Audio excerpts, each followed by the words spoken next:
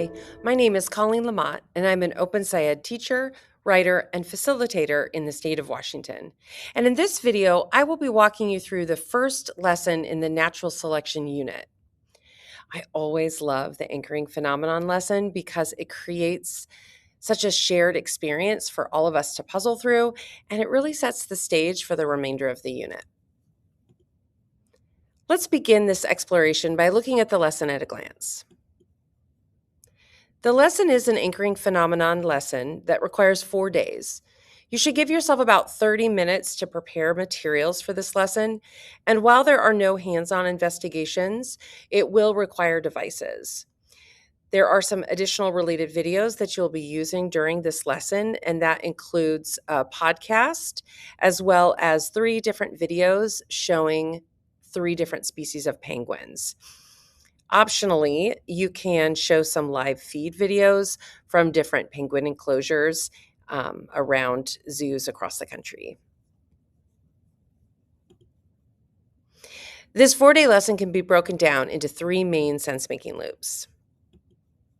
In the first chunk of the lesson, we are introduced to an ancient penguin, Pedro, and we consider possible connections between Pedro and other penguins that are alive today.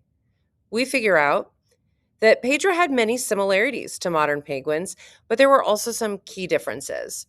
As well, penguins can be sorted in different ways based on these similarities and differences, and this can reveal different kinds of patterns and possible relationships. In the next chunk of the lesson, we make predictions about other ancient penguin species.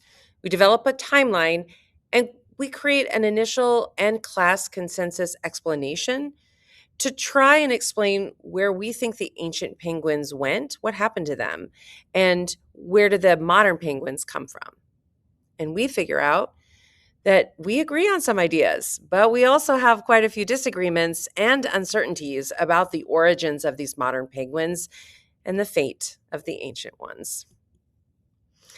In the last big section of this lesson, we brainstorm related phenomenon, we build our driving question board, and brainstorm ideas for investigation.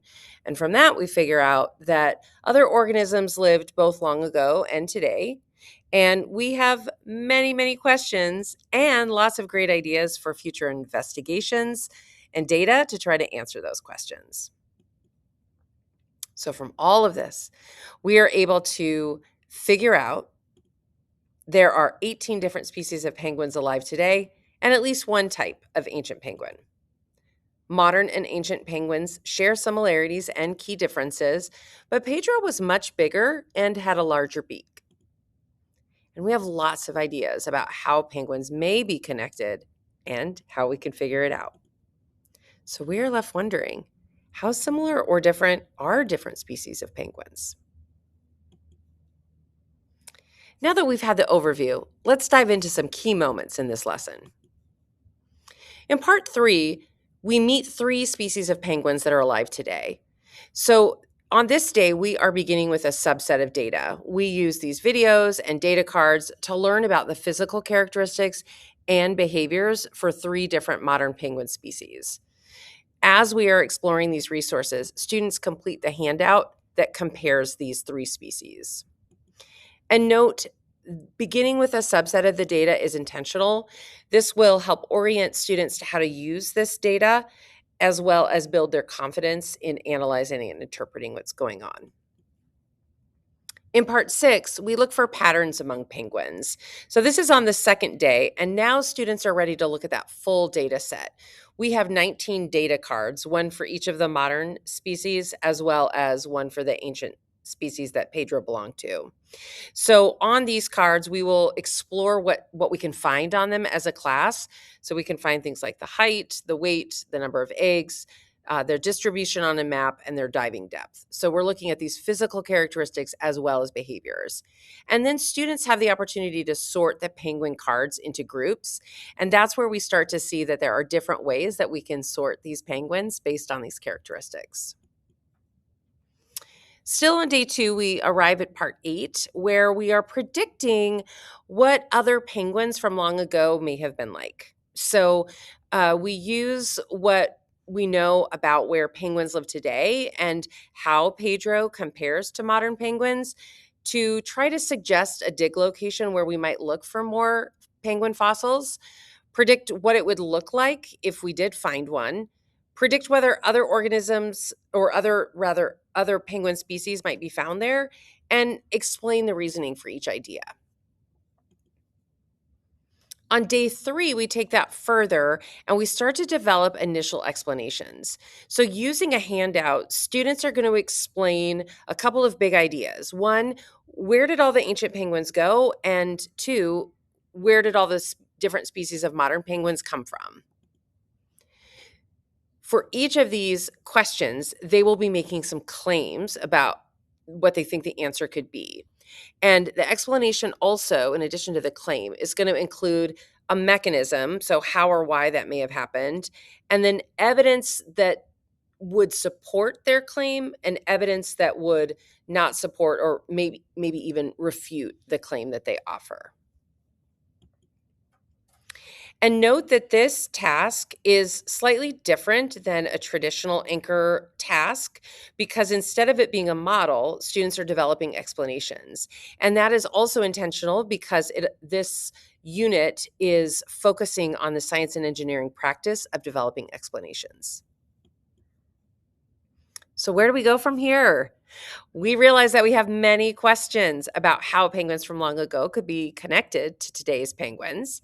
And so now we want to see more data on all of the known penguins to see how similar or different the different species are from each other. And now I'll share some handy tips and tricks for this lesson. Life-size Pedro. I saw this idea on Facebook and I think it is so fun.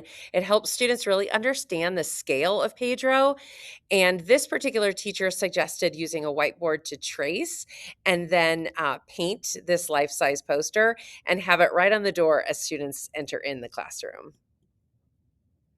When you're working with the penguin data cards, I recommend that you print them on cardstock and laminate, especially if you plan to use them year after year.